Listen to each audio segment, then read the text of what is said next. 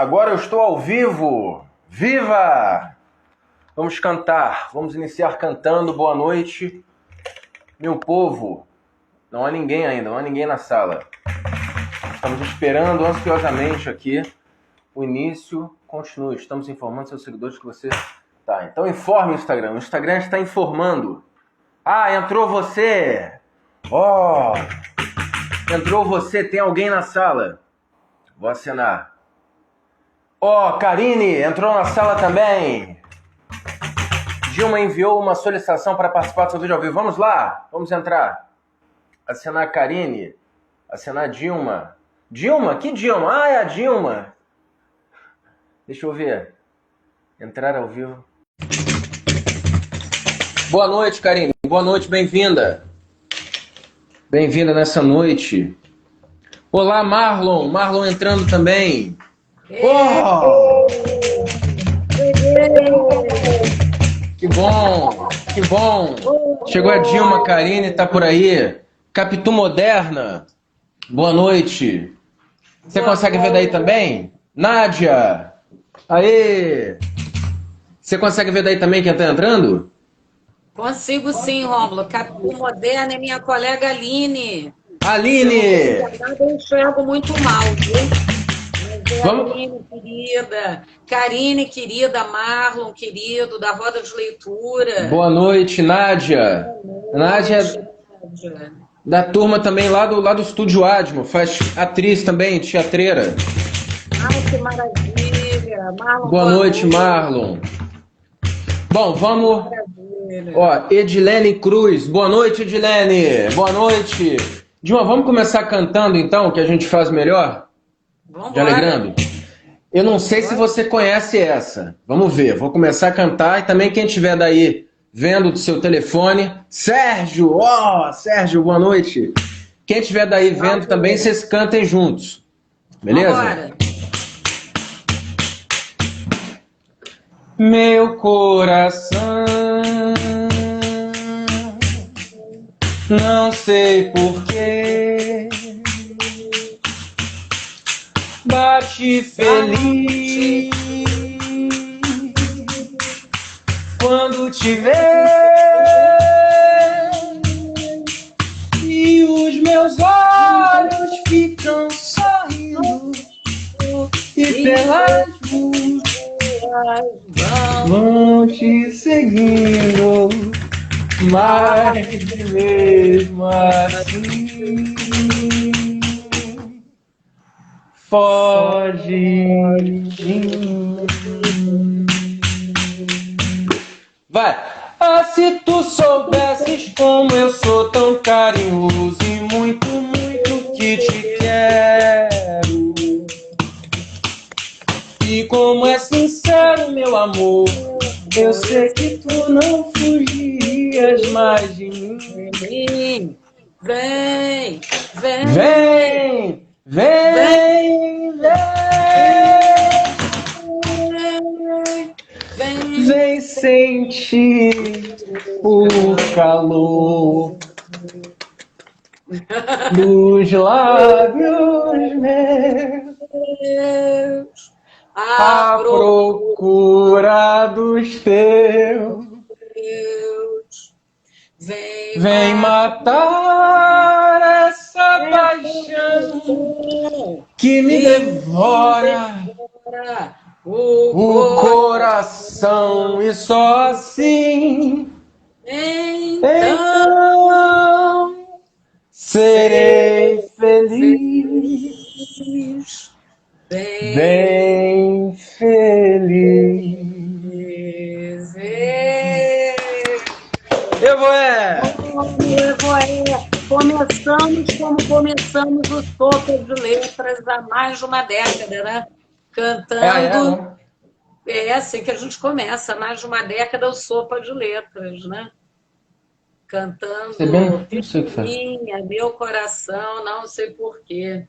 Que é essa alegria de ver essas pessoas todas, de te ver aqui, Rômulo. Que bom. Que bom, ó. Bom, eu fiz um roteiro, né? Inclusive, que bom, que felicidade. Assim, boa noite, gente, todo mundo que está entrando. Evoé, Vanessa. Boa Fábio também. Fábio, não sei se Fabi. Tá aqui, boa noite a todo mundo que está na sala. A gente está começando mais uma live, é a segunda live dessa série de lives sobre arte pública que a gente está fazendo. Boa noite, Luísa. Essa é a segunda live de uma série de lives que eu estou fazendo sobre arte pública. Meu nome é Rômulo Sá, eu sou ator, artista público do Rio de Janeiro. E aí o projeto Teatro na Praça, que eu realizo, foi contemplado pela Lei Aldir Blanc, pelas premiações locais da Lei Aldir Blanc. E uma das contrapartidas é uma série de lives sobre o assunto. E aí eu estou trazendo aqui pessoas que, enfim, me incentivam, que me influenciaram, pessoas especiais e que trazem uma coisa bonita de arte, de sensibilidade, de cidadania, enfim. E aí a gente começou já com a Mira, a gente está conversando com a Dilma, essa pessoa especial para tanta gente e para mim, né? Vou apresentar um pouquinho, isso é uma questão de... Opa, Simone, agora eu sei quem é, Simone eu sei quem é. A Dilma sabe também. Estamos lá, Larissa, beijão. Apareceu Simone aqui na coisa passada, eu não sabia quem era. Larissa, está aparecendo com codinome. Bom, vamos aos protocolos, né? Vamos apresentar a Dilma, acho que todo mundo conhece, Wagner. A Dilma é doutora em teoria literária pela UFRJ. Ela é professora no Colégio Pedro II, dá aulas no Proeja, atua no Espaço Cultural e é também coordenadora na Diretoria de Culturas. A Dilma é escritora, é autora de peças, já escreveu 3 peças. Enfim, inclusive eu participei, né? Sem querer fazer modéstia à parte, eu participamos. E a Dilma desenvolve, vou largar esse negócio aqui. A Dilma desenvolve já projetos encantadores, assim, há mais de uma década, e que foram essenciais, assim, quando a gente inaugura a nossa parceria, já há 7 anos, de vida e de arte, né? Mas foi muito importante porque, eu tenho certeza disso na minha vida e também na de outras pessoas, quer dizer, o Sopa de Letras, que ela vai falar sobre ele, sobre o Sarau Sopa de Letras, a roda de leitura, o Sopa de Letras, a oficina de teatro, e toda essa alegria criadora, esse sol, né, esse sol leonino, criador que coloca arte em vários espaços, inclusive arte na escola. Olha só que coisa esquisita. Então eu queria começar pedindo a Dilma, para você falar, Dilma, sobre a história do Sopa. Como é que começou? O Sopa de Letras, a roda de leitura, a oficina de teatro. Conta um pouco dessa trajetória. São projetos que você desenvolve no Pedro II já há mais de 10 anos. Beleza, Romulo. Olha, primeiro, muito obrigada pelo convite. Obrigada ao pessoal que está aqui assistindo. Obrigada, Luísa querida, Lari, e a todos que estão aqui. E assim, Romulo, acho assim, interessante quando você falou em parceria, né? Parceria de vida, parceria criativa. E eu sempre disse, e isso até era motivo de muito estranhamento por parte de alguns colegas, né, de magistério, quando eu dizia assim, eu não tenho alunos, eu tenho parceiros e parceiras criativos, criativas. Então, não tenho alunos, eu tenho parcerias criativas. O aluno não é, lembrando essa etimologia da palavra, né? O aluno não é esse ser sem luz. O aluno é o centro de um processo. É um processo criativo, um processo de construção coletiva. E pensando dessa maneira, e esse meu pensamento, essa minha maneira de encarar a escola, de encarar o processo educacional, sempre foi assim, dependendo do lugar onde eu estivesse, muito problemática até, sempre gerou muito estranhamento. Pensando nisso tudo, quando eu cheguei ao Pedro II, eu encontrei um terreno assim, muito fértil. Antes do Pedro II, eu já fazia em algumas escolas onde eu trabalhei, escolas particulares, uma série de projetos de leitura, rodas de leitura, trabalho também com oficina livre de teatro. Só que quando eu cheguei ao Pedro II, eu percebi que eu tinha assim, um terreno muito fértil, alunos muito criativos, alunos muito envolvidos com essa proposta de criação artística, e aí já viu, né? Encontrei aquele lugar assim, falei, pronto, é agora.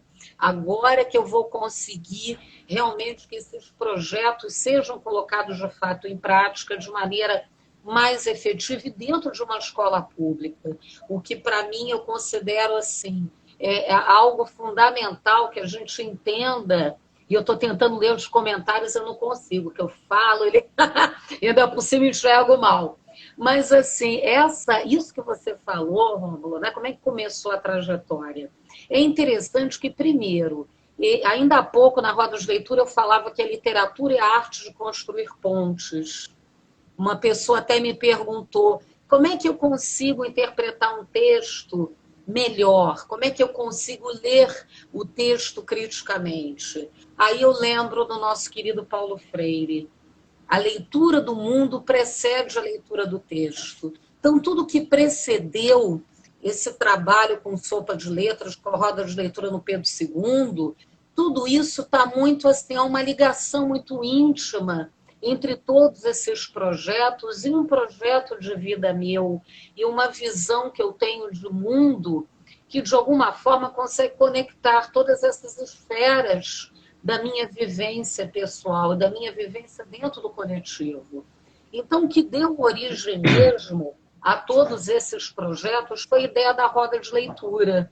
Então, a roda de leitura, essa proposta de levar a leitura, de democratizar a leitura, tirar a leitura daquele espaço claustrofóbico da sala de aula, né? Derrubar a quarta parede. Né? Isso foi em que ano? Derrubar as 4 paredes, né?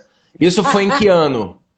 Ih, Rômulo, isso aí eu comecei antes do Pedro II, e no Pedro II, assim que eu cheguei em 2005, interessante, estava grávida da Clara, né, que é a minha segunda filha, estava grávida dela, então foi um período assim de extrema fertilidade, em todos os sentidos. Que eu cheguei, eu lembro que logo na segunda semana, com uma turma de terceiro ano do ensino médio, olhei assim para as paredes e só falei, gente, vamos ler no pátio?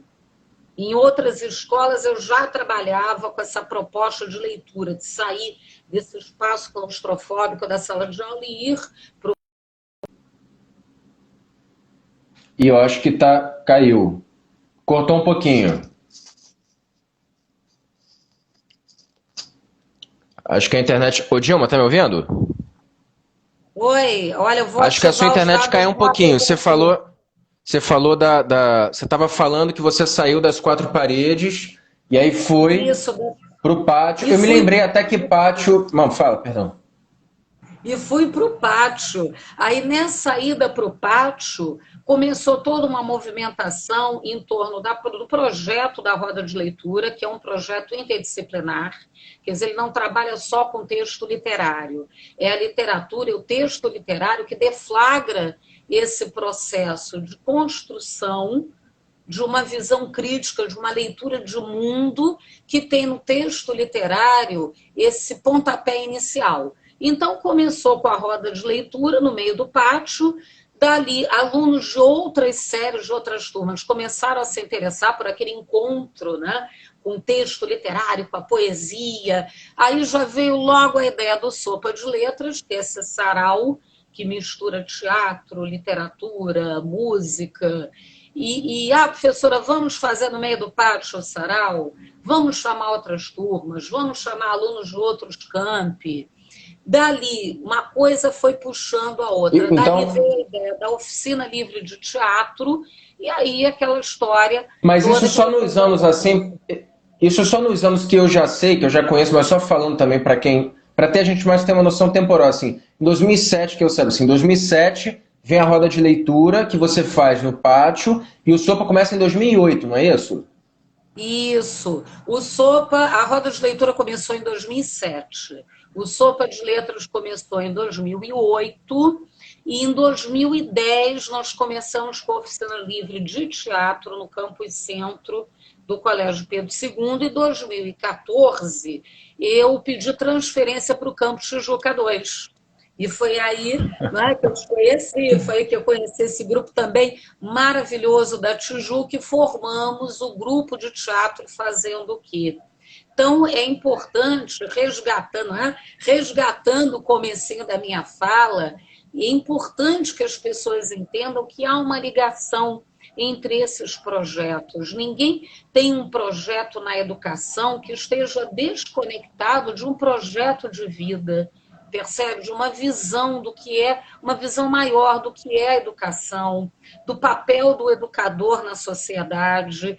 E essa luta pelas artes e pelas culturas na educação, na escola, e no meu caso, mais especificamente no Colégio Pedro II, e agora expandindo mais, né, pelo coletivo Educação para Transformação, daqui a pouco vamos falar daqui a pouco, né? Essa luta pelas artes e pelas culturas na escola, ela extrapola essa visão muito fechada, né, de educação, como aquela expressão do paradigma do instrucionismo, né? Paulo Freire dizia isso, né? Você não pode pensar que você está enfiando conteúdo na cabeça do aluno.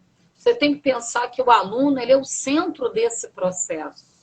Ele é o que tem de mais importante no processo. Tem aquela frase, né, que é: educar não é encher uma jarra, é acender uma chama. E aí também tem a frase do Amir, lembrei agora do Amir, que é a síndrome do ganso, né? Quando fala do síndrome do ganso. Teatro, que é a síndrome do ganso. É você colocar conteúdo, você bota o tubo, né, lá no animalzinho, vai, bota, vai enchendo de conteúdo até que aquilo estourou, aquilo explodiu e aquilo vai ser, então, passado, consumido pelas pessoas. É para fazer patê, não é isso? É para fazer patê. Para fazer patê que você precisa encher, pega a goela do ganso, bota um cano, joga no fígado, né? E começa a atacar coisa. Aí, o Ronaldo entrou aí também, Gilmar. Olá, Ronaldo. Ai, que maravilha! Ronaldo, querido, meu grande mestre, meu orientador no mestrado, no doutorado. Agora, nesse comecinho de caminhada no pós-doutorado, que foi meio que interrompida pela pandemia. Mas essa questão toda, Rômulo, também lembra... Repare, né? Você começou a falar da sopa, me pediu que eu falasse desse percurso que começou com a roda de leitura. Da roda de leitura veio a ideia do Sarau Sopa de Letras, depois veio a Oficina Livre de Teatro, mais adiante o Grupo de Teatro Fazendo o Quê? E eu estou tentando mostrar para você até já conhece muito desse percurso, né? São 7 anos de convivência, de parceria, de ligação muito próxima. Mas as pessoas que estão ouvindo, alguns são grandes amigos, né? Algumas grandes amigas também, mas algumas pessoas talvez não conheçam tanto desse percurso. E eu acho importantíssimo que elas entendam, especialmente nesse momento, que é um momento tão complicado, né? De pandemia, um momento em que essas discrepâncias todas, que parece que há uma neurose, né, coletiva, uma falta de entendimento dessa conexão que há entre os saberes, entre as pessoas. É importantíssimo que as pessoas entendam que essas conexões existem nesses projetos e eles surgiram com base justamente nesse pensamento de que é preciso reconectar, né? Então, uma reconexão entre os saberes, é uma reconexão entre as pessoas pelo viés da arte, na educação. Daí a importância, daí essa minha insistência, né, na arte, nas culturas dentro da escola. E os resultados que essa minha teimosia, né, em relação aos projetos de leitura, em relação ao teatro, dentro do ambiente escolar e fora dele, em querer, inclusive, levar isso para fora, como a gente fez com Sopa, né? Que agora é um projeto de arte pública, é um sarau feito na rua e praça pública, como esse entendimento, essa visão maior, ela é fundamental. Aí eu já caio no José Pacheco, né? Nós falamos anteriormente aqui no Paulo Freire, e eu agora caio no José Pacheco, que é outra grande inspiração, quando ele diz que é preciso sair do paradigma do instrucionismo, que é a tal síndrome do ganso, né? Do Amir Haddad, é preciso sair desse paradigma do instrucionismo para entrar no paradigma da comunicação, do diálogo. Então, você ouvir o aluno, você entender as necessidades do aluno, você ouvir a comunidade escolar, né? Você ouvir as pessoas que estão ali, os familiares, os funcionários da escola. É uma questão de diálogo. Eu acho que a palavra-chave é essa, diálogo. Inclusive, entrando por aí, nesse diálogo, né? Luísa está falando aqui. Enfim, tem vários comentários muito legais, depois a gente pode tentar ver para fazer talvez alguma pergunta ou um comentário, mas tem vários comentários aqui, a Luísa falando e tal. Enfim, eu queria... Opa, peraí.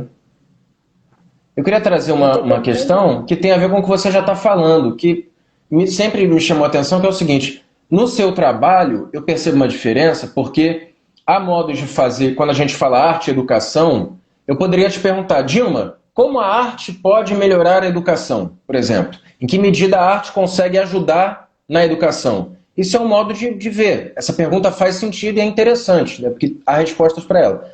Mas o que eu sempre achei interessante da maneira que você fez, eu acho que isso é um diferencial, assim. Você sempre colocou a arte não como um instrumento para a educação. Não é assim, vamos ler um texto, porque aí depois vocês vão conseguir fazer uma prova. Vamos ler um texto, vamos fazer uma peça, vamos ler um poema, vamos, sei lá, botar um pano colorido e sair que nem maluco gritando pela rua. Vamos fazer isso porque isso vai gerar para você, quando você for fazer uma entrevista de emprego, você vai conseguir. É claro que quando você for para uma entrevista de emprego, ou quando você for escrever uma redação, ou quando você for compreender um texto, enfim, você vai ter essas capacidades desenvolvidas pelas suas experiências. Mas tu nunca colocou a arte assim, isso é um instrumento para fazer bem, como uma técnica. E ela também pode ser uma técnica, inclusive, que eu saiba, a origem dela é essa. Mas talvez a poesia, no sentido do fazer, a poética, essa poética da vida. Então você sempre colocou a arte, terminando a provocação, você sempre colocou a arte não como um instrumento para educar, mas como uma experiência formadora. Então, quer dizer, aquela coisa de que vivendo que se aprende, quer dizer, você vivendo a poesia, você não vai pegar um livro que tem que pegar. Eu descobri o Drummond, estou falando por mim agora então. Eu descobri o Drummond, eu descobri o Fernando Pessoa, o próprio Caetano Veloso, quer dizer, que não é da poesia, que é da música, que também é poesia ou não, essa discussão aqui não importa nesse momento, né? Mas que chega, que abre as portas para um Drummond, para um Fernando Pessoa, e depois você vai chegar em tudo, na literatura, né? E isso eu peguei e não desmerecendo o trabalho de sala de aula, que eu acho que também... Eu acho engraçado também que você falou do pátio. Você falou assim, não, porque o pátio, eu quebrei com isso, foi para o pátio. Mas que eu saiba, inclusive, a etimologia de aula é pátio, né? É espaço, um espaço onde se realizava a escolé, né? Que é uma resenha, uma conversa entre pessoas, uma discussão sobre algum assunto. Então, isso tudo tem uma dimensão de prazer que sempre teve presente no que você faz. Queria que você comentasse essa diferença, aproveitando a tua frase, você diz sempre, educar pelos sentidos, não adestrar os sentidos. À luz dessa frase, eu queria que você comentasse essa diferença de pensar arte como instrumento educativo, que também é uma possibilidade, para a arte como vida, né? Afinal, estamos aqui, né? A gente está vivo, a gente vai para onde nessa porra, né? Que trem desgovernado é esse? Você falou tanta coisa, Rômulo, pena que eu não anotei, que é a coisa da poieses, né? Você falou em poesia, né? E agora eu estou lembrando de uma passagem que é assim muito emblemática. Eu lembro que eu estava no ensino médio e eu fiz o meu ensino médio no período ainda da ditadura, no último governo, o governo Figueiredo, e eu lembro assim, eu adorava ler, eu lia muito, eu gostava muito de escrever também, sempre tive essa ligação, desde criança, muito forte, com a leitura e com a escrita, e principalmente com a poesia e com o teatro. Então, eu lembro que eu tinha assim, uma professora que ela dizia claramente que ela tinha muito medo dos comentários que ela poderia fazer em sala de aula caso ela não se autocensurasse. E isso era uma coisa assim, terrível e com a qual a gente convivia muito de perto nesse período. E eu lembro que uma vez eu estava lendo, eu tinha um livro de poesia do Fernando Pessoa, assim, embaixo da minha mesa, enquanto a aula de literatura estava rolando, eu nem estava propriamente lendo aquele livro, né? Aí eu lembro que ela passou, não sei por que ela achou que eu não estava prestando muita atenção à aula, e era uma aula sobre parnasianismo, também não esqueço mais disso, né? Sobre poesia parnasiana. Eu lembro que ela passou ao meu lado e ela arrancou assim o livro, parecia uma cena é do The Wall, né? Aquela coisa bem Pink Floyd. Ela arrancou o livro, até não era uma má pessoa, mas eu acho que era a situação, né? Que deixava alguns professores assim, muito tensos, né, em sala de aula, principalmente esses das ciências humanas, né, história, literatura, geografia, sociologia, que nem existia, né? A sociologia, a filosofia era aquela coisa da educação moral e cívica, então o SPB, uma coisa muito assim, muito complicada, muito controlada, muito restrita, né? No que se refere ao pensamento crítico, né? Que não poderia voar. Não havia nenhum voo maior nesse sentido. Eu lembro que ela tirou o livro e falou assim, olha só, você não está prestando atenção à aula, você não sabe o que é o mundo lá fora, o que é a vida lá fora. Aí eu achei aquela coisa da adolescente, 15 anos, né, e tal. Virei para ela, mas foi tão instantânea a resposta. Falei assim, ué, não foi nem por maldade, não foi nem uma afronta, mas foi um questionamento meu, a coisa do diálogo, né? Será que esse aqui não é o espaço do diálogo? Então vou responder. E respondi assim, até num tom tranquilo, e foi assim, saiu de um lance só. Ela perguntou, assim, né? Ela perguntou, você não sabe o que é a vida lá fora?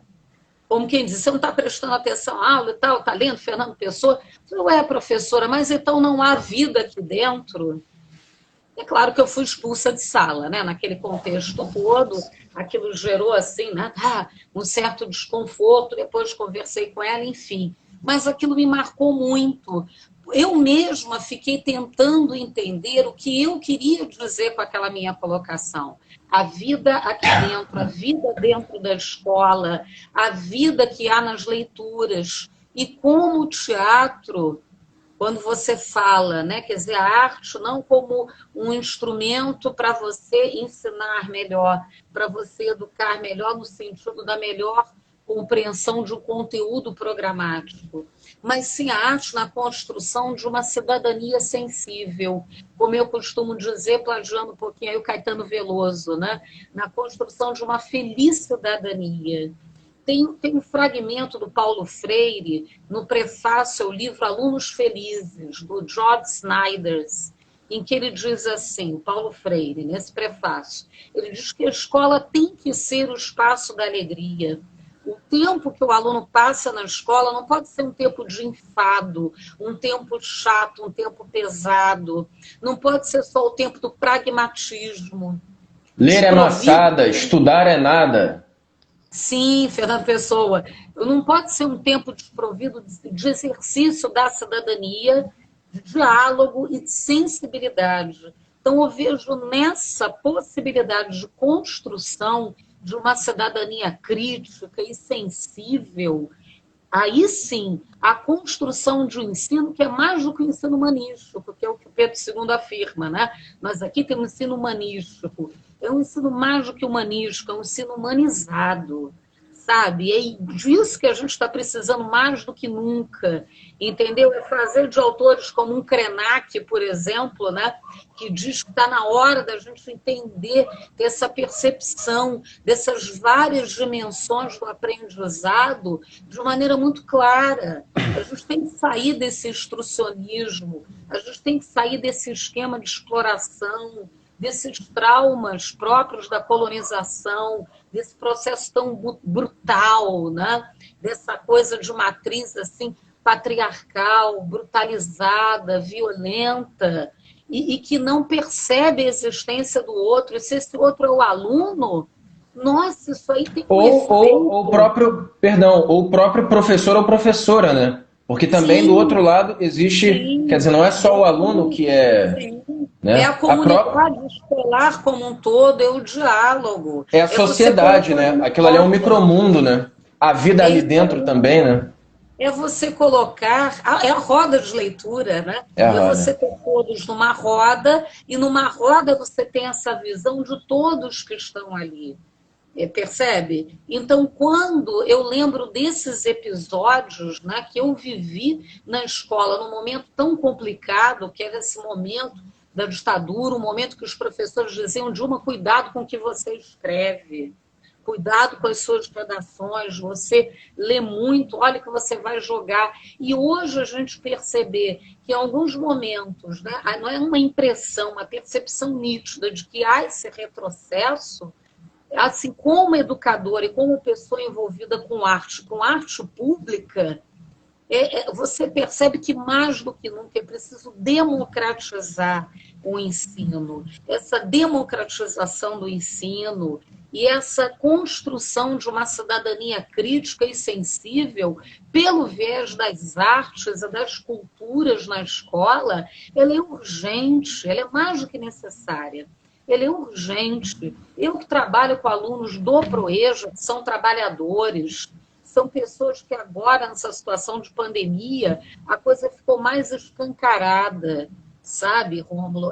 Todas essas discrepâncias, toda essa violência sofrida no cotidiano do trabalhador que vive num contexto de vida muito difícil, que vive em comunidades, alguns, inclusive, indo para uma situação de rua, sabe? E querendo estudar, querendo ter acesso ao conhecimento. E tem, mais do que nunca, esse processo tem que ser humanizado, tem que ser um processo sensível. E como o teatro e a literatura têm ajudado, as artes, de uma forma geral, como elas têm ajudado, dando uma sustentação, trazendo essa alegria ao ambiente escolar, essa alegria de que Paulo Freire tanto falava, sabe? É uma pedagogia que tem que ser uma pedagogia da libertação, sabe? A gente começa a trazer todas essas ideias, esses pensadores da cultura brasileira, da arte brasileira, da educação brasileira,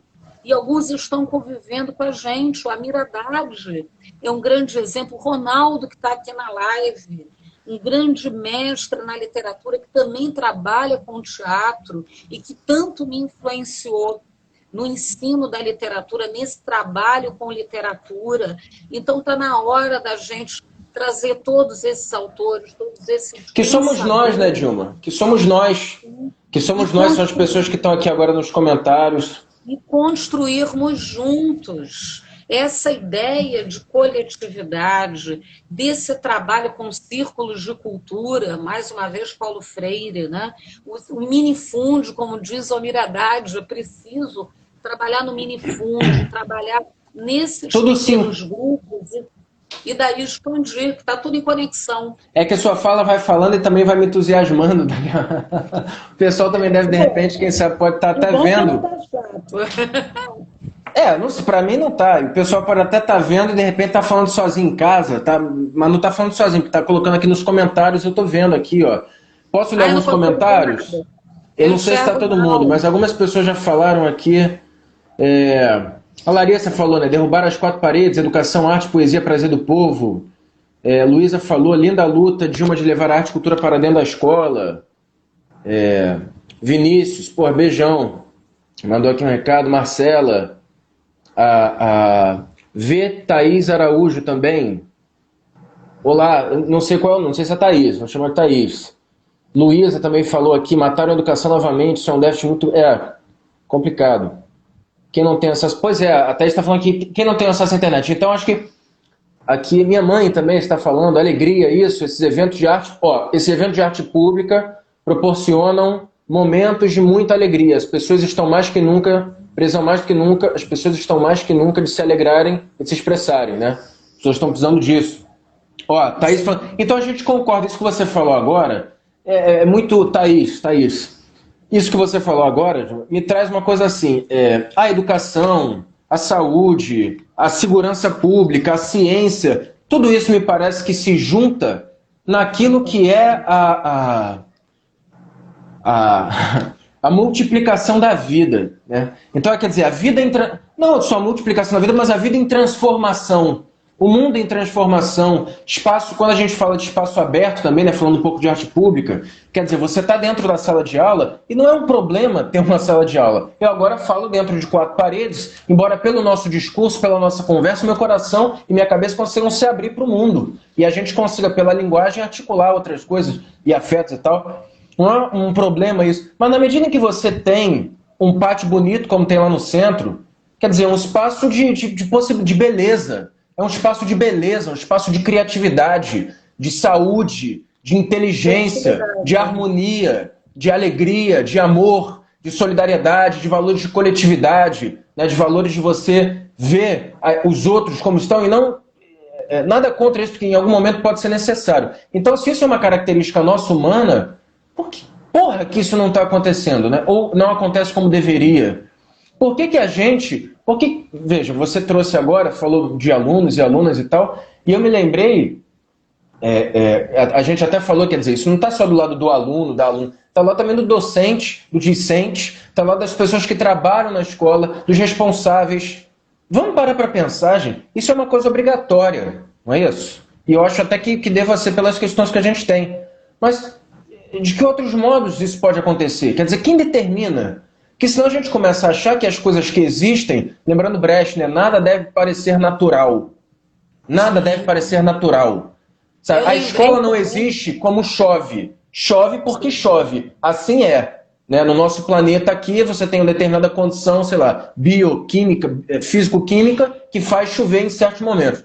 Não é assim a escola. A escola é decisão nossa. O modo como ela funciona é decisão nossa. E a Dilma tomou a decisão de falar assim, poxa, muito bonito, né? Muito importante que haja essa instituição, que é uma instituição muito importante, né? Que haja escolas, que haja espaços em que as pessoas se encontrem para aprender, para brincar, para conversar, para socializar. Espaços de coletividade, eu acho isso importante. Mas como isso vai ser feito, a Dilma é uma das pessoas, entre muitas outras, todos nós brigando nisso e dançando nisso, que falou, porra, eu vou fazer desse jeito aqui, que eu acho desse jeito bonito. E, inesperadamente, pessoas que não gostavam de literatura, ou sei lá o que seja literatura, ou arte, alguma coisa assim, percebeu o seguinte, cara, chega junto aqui, olha isso aqui, todas as cartas de amor são ridículas. Não seriam ridículas se não for... Aí você olha aquilo ali, no meio do pátio com as pessoas, e tá assim, pô, mas peraí, isso aqui tá falando de mim. É aquela carta ridícula que eu escrevi agora pra minha namorada, pro meu namorado. Pô, mas é a minha carta ridícula. E aí... É vida, né, Romulo? É vida, porra, é a expressão da vida. A ciência é a expressão da vida. Claro que não dá pra gente imaginar que vai ficar todo mundo, porque exige um esforço e método também. Mas a base, de novo, você ia citar o Amir, né, da frase do melhor jeito de se chegar a... É pelo coração, a cabeça... Melhor jeito de se chegar... Fala um pouquinho, já estou falando bastante, queria até aproveitar, só trazer a pergunta. Shopping Center, Cultura sob Controle. Você escreveu, a Dilma escreveu um livro chamado Shopping Center, escreveu 2 livros, escreveu peças, enfim, escreveu poemas, mas ela escreveu um livro chamado, no mestrado dela inclusive, né, que foi a dissertação dela de mestrado, ela escreveu Shopping Center, a Cultura sob Controle, em que você fala, Dilma, se não me engano, você associa, me corrija, você fala do shopping como um panóptico, fala, quer dizer, como um espaço de alguma maneira de controle, e fala da cultura sob controle. Vamos lá, sob controle de quem? Assim, dá para dizer que tem alguém que tem o controle? A gente consegue identificar isso? Outra coisa, é possível? Ó, a Karine está falando aqui, só no meio da pergunta, uma ideia que eu tinha tido enquanto você falava, que eu acho muito bonito isso. Pessoal, quem estiver gostando, quem achar legal, vamos tentar apoiar. Vamos nos apoiar formando essa rede, né, os minifundos articulados. Quem estiver achando bonito, se isso estiver de acordo com o coração de quem estiver vendo, tira um print da tela, quem souber tirar print, quem puder, tira um print da tela e coloca no seu... Não precisa marcar, se quiser marcar melhor, marca aí. Rômulo e Dilma. Se puder marcar, legal. Mas também não podendo marcar, não precisa. Compartilhe, fala, olha que encontro bonito. Porque no meio dessa tragédia, falar de beleza também é importante, né? Que tempos são esses em que falar de flores parece um crime, não é uma coisa assim? Falar de beleza e de cidadania, né, Rômulo? E quando você falou agora no Shopping Center, né, que foi, na verdade, a minha dissertação de mestrado, orientada pelo querido Ronaldo Lima Lins, esse grande professor que eu tive o prazer, né, de conviver com ele, de ser orientada por ele no mestrado, no doutorado, e continuamos, né, nesse diálogo maravilhoso. Eu lembro que o Ronaldo, quando eu comecei a trabalhar nesse projeto, né, da dissertação, ele logo me falou do Vigiar e Punir do Foucault. E eu falando dessa coisa, essa cultura claustrofóbica, desse controle cultural, e o shopping center como metáfora, né? o shopping center como grande metáfora para essa cultura controlada, esse controle, Rômulo. Esse eixo, né, esse centro de poder, às vezes parece muito difuso, né? Parece uma coisa assim no mundo globalizado, no mundo que nós vivemos, é uma coisa complicada. Quem tem o poder, né? Quem tem esse controle, quem tem esse poder? Agora, nós sabemos que essa ideia do panoptismo do Foucault, no livro Vigiar e Punir, ela se aplica inclusive à escola, né? O ambiente escolar, qualquer ambiente que você tenha esse controle, né, maior, essa vigilância, daí o título da obra Foucault, Vigiar e Punir, você tem esse modelo panóptico, que era um modelo de prisão, né? Prisão do Bentham, modelo criado por ele. Então, quando você... Foi assim a sacada que eu tive com a orientação do Ronaldo. Quando você pensa que o shopping center pode ser essa metáfora, e você traz uma série de autores, né? Você traz o Bauman, com a modernidade líquida, né? Esse mundo líquido moderno, amores líquidos, vida para o consumo. Né? Quando você traz o Foucault com a ideia do panóptico, e eu lembro que naquela época eu trabalhei com o Estorvo do Chico Buarque. Aí você percebe quem é o estorvo. É o artista. É o artista que gera esse estranhamento. É o poeta expulso da República, né? Então você tem um artista como estorvo, aquele que não tem nome, como no romance do Chico Buarque, e você percebe, eu já fui para o Decepção e Erro, que foi a tese de doutorado, que também tem essa conexão com a ideia do shopping center, dessa cultura sob controle, né? Que nós somos refúgio humano, é o Bauman mais uma vez, Zygmunt Bauman, dizendo que nós somos refúgio humano, somos seres refugados, se não estamos nesse centro, né, de decisão, nesse centro de poder, se não temos acesso ao consumo de bens, né, então nós estamos fora de todo esse esquema. E uma educação que não é uma educação para o consumo, uma educação que não é uma educação só para jogar as criaturas no mercado de trabalho, uma educação que não pensa só na questão pragmática, uma educação que diz que é importante educar pelos sentidos e não adestrar os sentidos. Uma educação para além do capital, né? É uma educação exata do Mesários, né? Se não me engano, uma educação para além do capital, é uma educação como propõe o Ailton Krenak, por exemplo, né? Em A Vida Não É Útil. Você vê, nossa, então eu sou um ser inútil, né? Eu sou aquela professora que não vai treinar para o Enem. Mas que curioso que esses alunos que vão para o Sopa de Letras, que vão para a oficina de teatro, que vão para a roda de leitura, eles não conseguem uma nota boa no Enem, não é interessante isso? Eles, não é? O mais interessante é isso, porque a gente não está mirando, repara, nessa educação para o mercado de trabalho, mas sim na formação do cidadão crítico, do cidadão sensível, do cidadão que sabe ler, do leitor. A leitura do mundo precede a leitura do texto. Então, se você não tem esse olhar crítico, que leitura é essa que você vai fazer? Como é que você vai atuar nesse mundo de maneira mais efetiva, mais interessante? Como é que você vai procurar essa alegria naquilo que você faz, como dizia o Paulo Freire? Como é que pode essa vida ser só demoramento, né? Olha o Rosa aí, né? Não pode ser só demoramento. E muito menos a gente pode se colocar só na posição do espectador. Aí já é boal, né? Vamos lá, a gente tem que atuar, sabe? O teatro fórum, sai daí, vem você aqui interferir nessa cena, porque essa cena é sua, né? O mundo é um palco, todo ser humano é ator, porque essa cena é sua. A gente tem que construir coletivamente isso.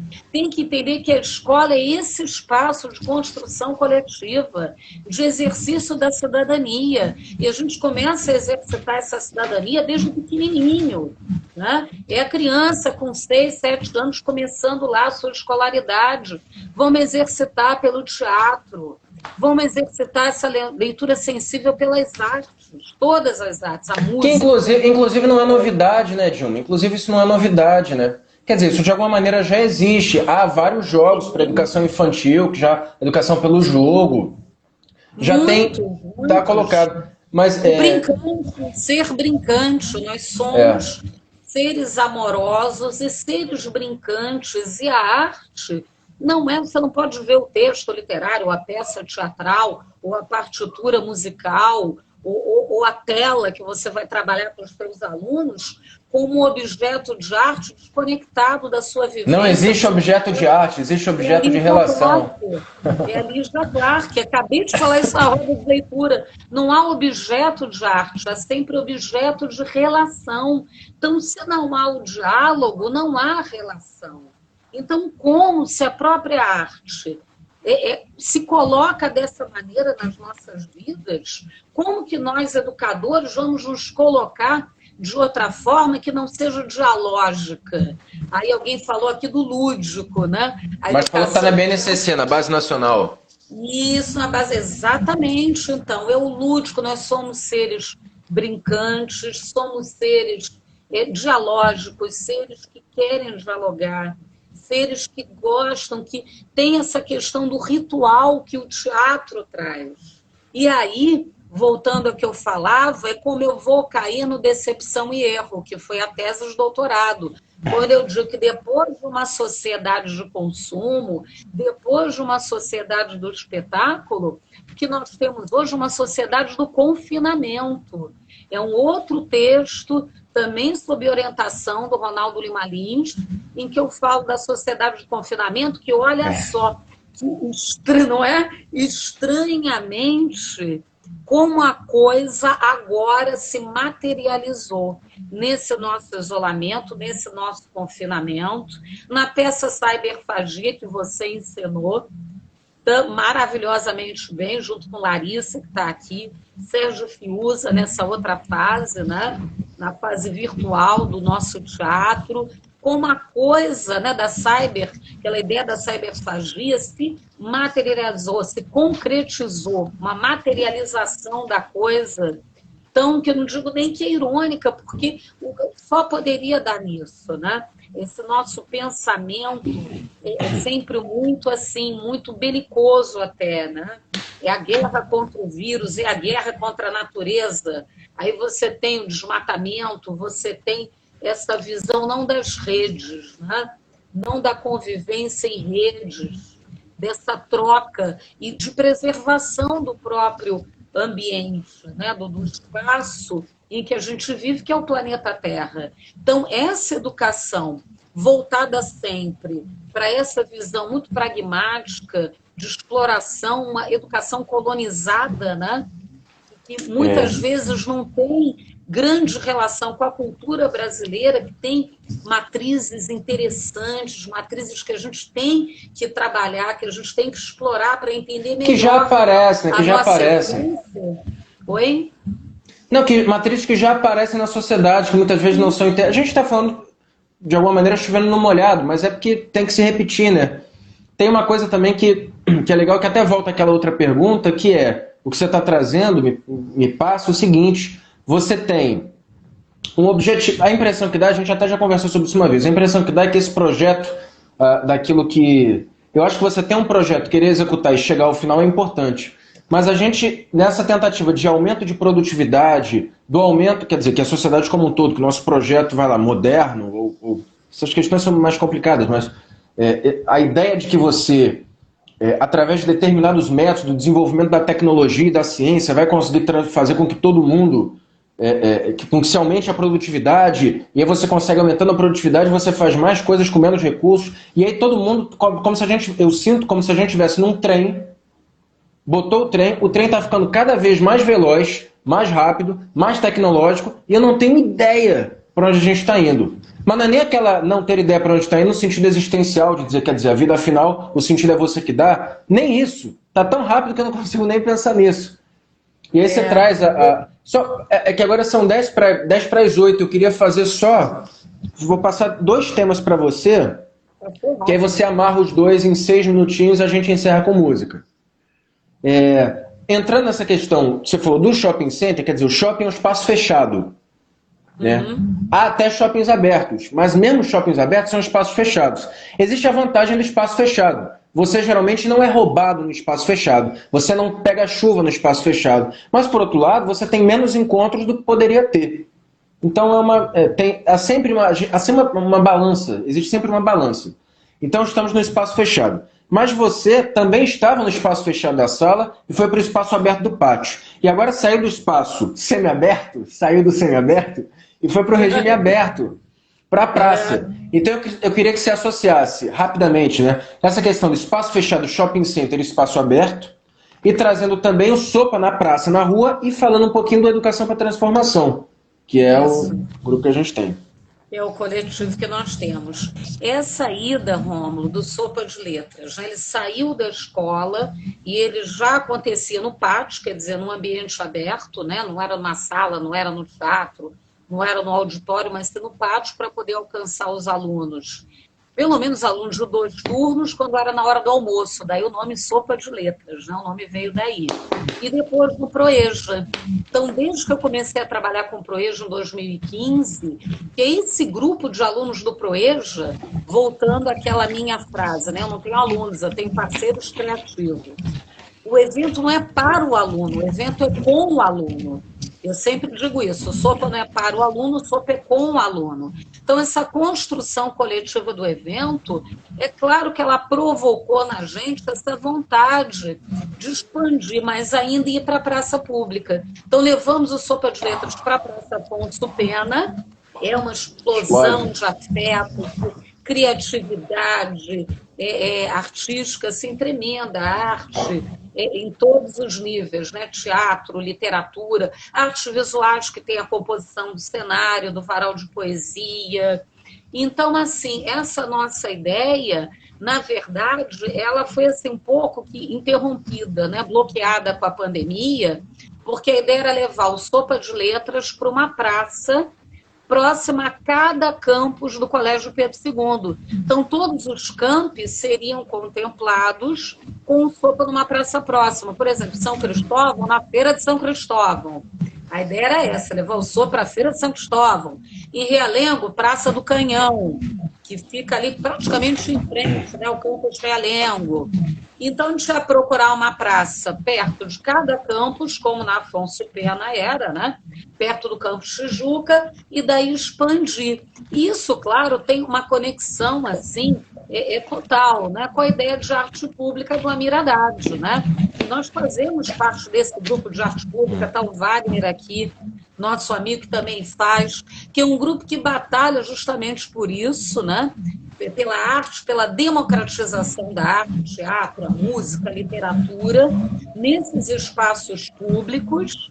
E no meu caso, Rômulo, tem muito essa visão de um diálogo possível, necessário, interessantíssimo entre a escola pública, a instituição pública e o conceito de arte pública. Então, não consigo me ver como professora de uma escola pública como Pedro II, fora desses espaços públicos, fora de uma ideia, de uma proposta, de um projeto que consiga juntar essas duas coisas e, mais ainda, que tenha como propósito democratizar o ensino. Aí eu lembrei do Brecht, na peça Galileu. Né? Você tem que dar o telescópio para as pessoas, você tem que levar o telescópio para a praça pública e dizer, olha você, eu não vou ficar aqui contando o que eu vi no telescópio, não. Olha você, pesquise, procure, faça junto, conheça, tenha acesso ao conhecimento. E o lugar disso, eu acredito muito nessa ideia, nesse conceito, nessa força da arte pública. A ideia é essa, faça você junto com a gente, vamos juntos. E aí, quando você fala, Rômulo, você pediu que eu conectasse, né? Essa ideia de educação pública, a ideia de arte pública e por que o Sopa foi para a rua. E eu vou conectar mais lá na frente no teu discurso, quando você diz que o bonde, que o trem está acelerado, né? Que a gente não sabe para onde ele vai dar, eu digo assim, é o trem para as estrelas do Cazuza, né? É um trem para as estrelas, é o trabalhador que fica olhando, né? Assim, caramba, a vida está passando, peraí, Para onde esse trem está levando? Ele está levando para as estrelas, não no sentido assim de uma ascensão, né?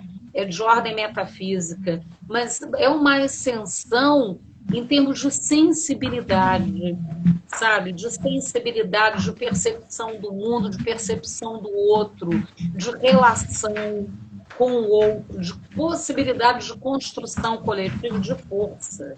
É preciso ter força, é preciso ter energia para isso. Essa energia a gente só vai encontrar no coletivo. Hoje eu li um texto do Ronaldo Limarins, que ele publicou hoje no Brasil 247, e que ele termina com uma citação que diz mais ou menos assim: justamente por passar por toda uma situação de sofrimento, é que as pessoas vão perceber que elas conseguem resistir. Que a reexistência, né, é o reexistir do Zé Celso, né? É preciso reexistir. Então, a gente tem essa força, mas é uma força que a gente só vai encontrar no coletivo. Só na coletividade cabe a educação justamente mostrar, e não é só mostrar, elevar o telescópio, né? E dizer, olhem, enxerguem, é possível, vamos juntos, a gente pode fazer isso juntos, né? E essa construção nesse tecido, a vida não é útil, né? A vida é esse tecido muito sutil, essa coisa muito delicada que a gente está costurando juntos, é um tecido, é um texto coletivo. Só é possível escrever dessa forma. É assim que isso. Eu consigo. Então, vamos então, que bom. Vamos então fechar, Dilma, com a. Você falou agora do Galileu. Então vamos no Galileu. No Galileu e no Tom Zé, que é o Brecht da MPB. Maravilha! Viva Tom Zé! Mas o que salva a humanidade é que não há quem cure a curiosidade.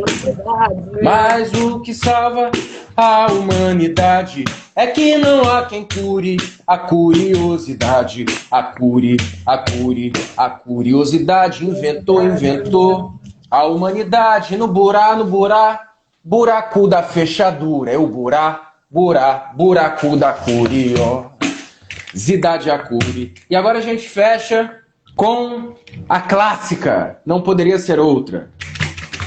Quero agradecer, Rômulo, a você. Obrigada pelo convite, adorei o papo. Agradecer a todo mundo que está aqui assistindo a gente, mandar um beijo, pessoas muito queridas da roda de leitura. Sérgio Fiuza também entrou, Larissa Marques, queridos, muito queridos, Wagner, nosso amigo, Ronaldo Limarins, meu mestre querido, muito obrigada. Não sei se ainda está por aí, um beijo grande também. Pessoas que, assim, que influenciaram muito, influenciou a minha trajetória, tá? Sérgio Fiuza, que bonito. Quero ouvir falar sobre tudo isso com vocês. Pessoas também que eu, assim, não consigo, eu também enxergo mal pra caramba, né? Eu estou tentando ler os comentários aqui. E te agradecer demais, Rômulo, pela parceria. Ah, que isso! Pela parceria de vida, pela parceria na arte, coletivo Educação para Transformação, que é esse coletivo que a gente criou, que tem professores do Estado, do município, a gente repensando a educação, sempre por esse viés da arte, a importância da arte nessa formação do cidadão crítico, sensível, educar pelos sentidos e não adestrar os sentidos. Obrigada, Rômulo, adorei. Obrigado, então é isso aí. Ó, eu vou. Quem gostou, pessoal, mais uma vez, assim, eu tirei um print, depois vou coisar, quem quiser compartilhar, divulga. Se não for divulgar isso, divulga outra coisa. Alguém aqui falou do Islã, das ideias do Islã também. Rainha Linda é você. Thaís, eu não sei quem falou do Islã, mas o Islã também é outra coisa. Quer dizer, qualquer manifestação coletiva, pública, de criatividade, beleza, de interesse, de solidariedade, vamos tentar botar, porque é minifúndio articulado, né? Não é latifúndio, né? É minifúndio articulado. É isso, vai dar 8 horas, temos que encerrar. Obrigado. É isso. Vambora, vamos. Um beijo grande para tu. Beijo, Rômulo. Obrigada. Beijão. Fechei.